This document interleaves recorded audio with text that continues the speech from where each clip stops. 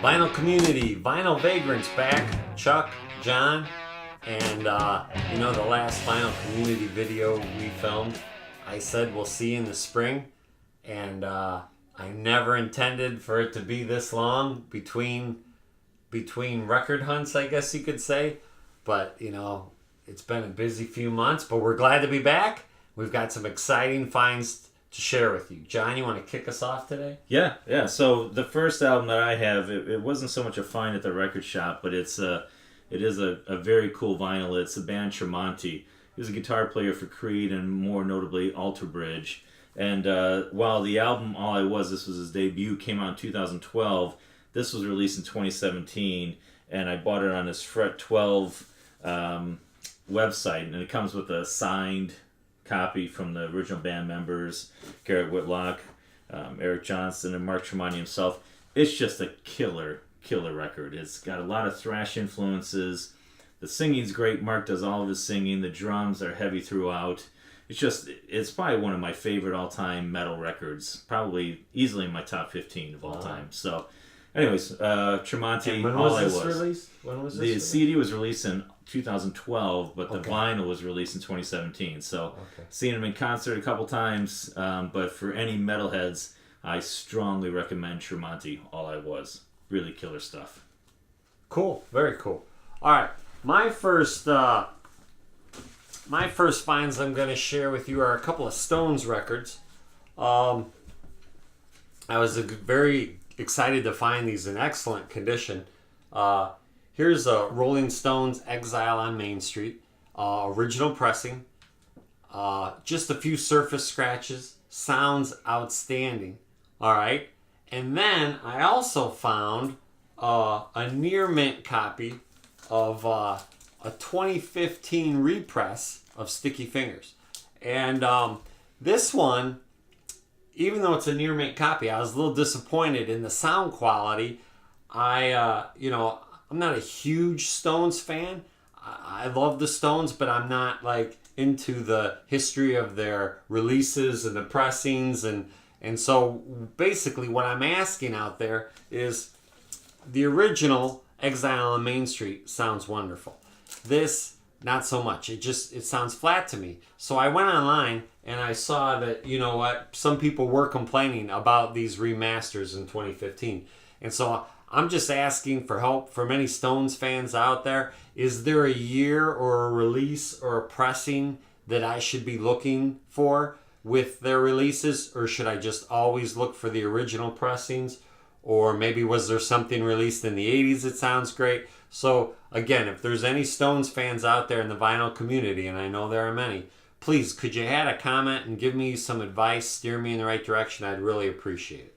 And I know for you, Chuck, when you bought the Kiss Dynasty album, you had the original one, and then when you had the re-release, you said the original pressing of Dynasty far exceeded the expectation versus the 180 gram version. Yeah, and I think I had such a pristine copy of the original pressing of Dynasty that I just think I got lucky that for me it outshined the re-release. But a lot of people have given those 2014 Kiss re-releases rave reviews. Right. But if you can find a good early pressing of the original, One with the crackles in it? No crackles. I mean, it'll. I think those are tough to beat. Yeah, they are. All right, next up for me, this was a really gem for me. Back in 1985, among the many genres of music that we enjoy, hair metal or glam metal, if you will, is one of my favorites, along with like Britpop and things of that nature. Hearing Aid. So this was a 1985 release that Ronnie James Dio collected a bunch of musicians. This was kind of like the response to We Are the World and Band-Aid, Do They Know It's Christmas? And I was so lucky to find this in a record shop with the single on vinyl too, by chance. So the album itself came with a song and a bunch of songs from bands like Dio and Jimi Hendrix and Kiss. And then the single itself just has the recap of, who was playing at what point in time. And I don't know, I love the song Stars.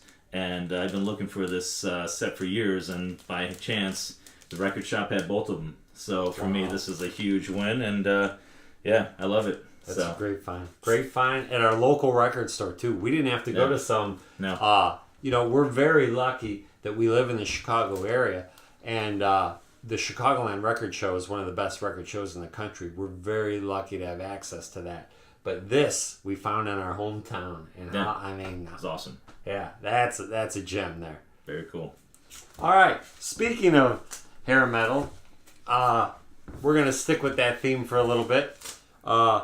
Here's a record store chain called Rock Records that is no longer with us, and they have a very expensive $1 price tag on this record, and good old White Lion Pride. I can't pass these 80s bands up when I find them, especially when this is still in the shrink wrap and pristine condition. And these labels, which I also found a copy of the Bullet Boys. All right, the Bullet Boys from Rose Records, another chain in the Chicagoland area, maybe nationally. I'm not exactly sure, but $1.99 price tag. Man, You gotta how'd love they it. make their money back? But this Bullet Boys release is perfect. You know, it's one thing to find the record, but then to find them in a condition where somebody didn't listen to them a lot, it just makes it, you know, as you know, it makes it more special. So really had a lot of luck. And again, I found these at the same local record store that he found the Hearing Aid album. So that was a great weekend for us. Yeah, and the cool thing I think with these local record shops too, if they can hold their weight at all, they do have a good, you know, cycle. You know, there's always new records coming in, records going out, they're buying, they're trading, they're selling. So really cool stuff. For me, speaking of record store day, I had two that we picked up at the same record store. Oasis being one of my all-time favorite bands. This was a record store day special. Supersonic is my favorite song by Oasis. Very expensive import. You actually found it for me and gave me the text to go and pick it up. Actually, you bought them for me. I think you spent like $150 in singles, but this was one of them. And the crazy thing is that these albums, they only have 2 or 3 songs on them. Yet the price tag for them is, I think this one might have been like $35. But for me, it's just one of those things where, because it has my favorite song, I just had to pick it up. This is an original import from the UK. Blur's Parklife came out in 1994. This was a bit more expensive. The guy was asking for about $100. I think I probably paid about $65, I think, when all was said and done. Seminal album during the Britpop era and in the United Kingdom. Huge album for the band, and just another one of those records for me is just really cool just to have this type of stuff on vinyl, and it just sounds great. You know, back cover a little sure. closer to that. Yeah, just the original the dog racing and everything else that they do over there in England, more so than the United States. But yeah, for me, these are really cool finds. And again, same record shop that I got the Hearing Aid albums. Check out those Hair Metal, Bullet Boys, and White Lion. Just couldn't pass it up, even if it cost a little bit more, knowing that their original pressings made it all worthwhile. All right, and I'm going to stick with the theme. This one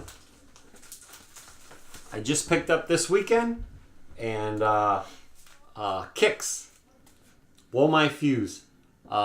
Their one-hit wonder type of album. I mean, I know they had more albums than just this, but this is definitely their most successful one. And again, great condition, hardly played, and so I was excited to add to my 80s metal collection.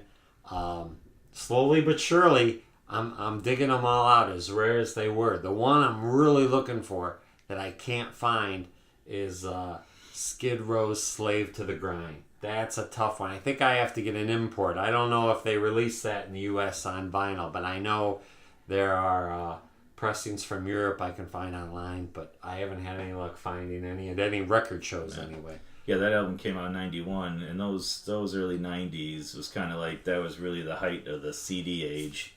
And yeah, probably find something like that on vinyl, maybe an import situation. But anybody out there knows where Chuck can get a Slave to the Grind copy, let him know. Let me know. All right. last one for me, and then maybe just a special one if we have time. Rolling Stones, Get Your Yayas Out, released in 1970. It's recorded in the United States. Charlie Watts on the cover with the mule. I think it's their second live album that was released. It just has all the classics. It came out just before, I think, Let It Bleed and Sticky Fingers and Exile on Main Street. Has a killer version of Midnight Rambler on it. Has Simply for the Devil. Street Fighting Man, which is one of my all-time favorite Stones songs. So it's a really cool record. If you guys that are Stones fans, Chuck showed you a couple of his, but this is probably my favorite live version of their record, and they have a few of them out there. So get your yayas out. Good stuff. All right. And for my last one, this was a... let's see if I can find it. Yeah. The Grail.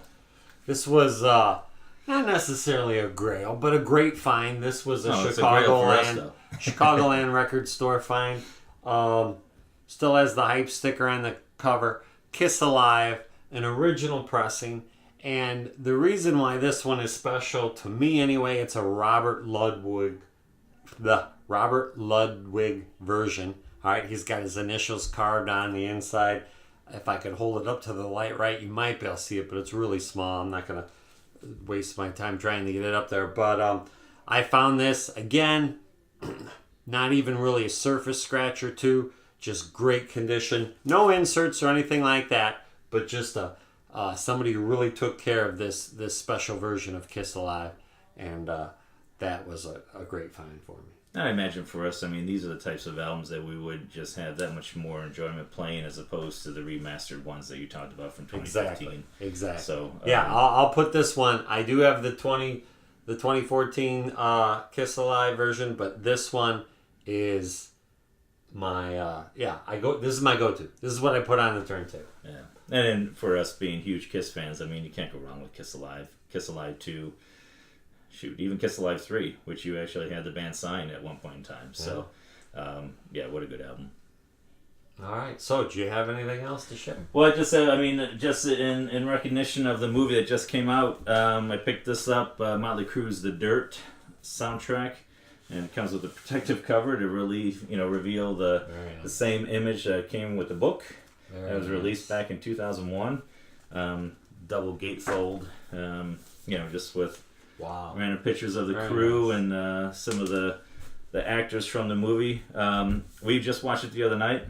Really dug it. Yeah, thumbs up. Thumbs up. Yeah, could have been longer, yes. Could have been made into 2 movies, yes. Where there's some things that were missed, yes. But it was absolutely entertaining. And the new songs on this album actually kick some ass. Yeah. I dig them. I like Ride with the Devil and Crash and Burn. And the new Dirt song itself is amazing. I think Bob Rock did a really good job producing those songs. Yeah, if you're a fan of the Crue, you probably feel about The Dirt the way Queen fans feel about Bohemian Rhapsody. Bohemian Rhapsody, hugely successful movie, but if you talk to real Queen fans, they enjoyed it. They, most of them that I've talked to have loved it, but you realize what they got wrong and what they left out. Right. And the Dirt book was maybe one of the best. It is the best book on rock and roll that I've ever read. And of course they couldn't do that book justice in a movie under 2 hours. That being said, the movie's a lot of fun. I have no complaints except, I have one complaint. Their treatment of John Corabi. John Corabi helped them make a kick-ass Crue album, and they are not too kind to him in this film. And I just thought they could have, turn the other cheek, so to speak, because his album with the Crue is an outstanding album. They made it maybe sound a little less than that. Yeah. And, but, hey, it is what it is. I understand. Yeah. It doesn't take away from the movie from me. No, not at all. Yeah. And to your point, the Motley Crue album with John Corabi, the self-titled one that came out, is my favorite musical album by the Crue. I think it's the heaviest album of the group, and it is. And maybe that's one of the reasons why it wasn't embraced as much. But dug the movie, like Chuck said, and if you guys get a chance, check it out. All right, so Vinyl Community, those are our finds for the spring, and actually, there's another local record show happening April 6th. So we won't have to wait till summer until we get our next finds. Hopefully we'll find some good records. Until then, keep your speakers shaking, your turntable spinning, and Thanks for checking us out. we'll see you next time. Take care.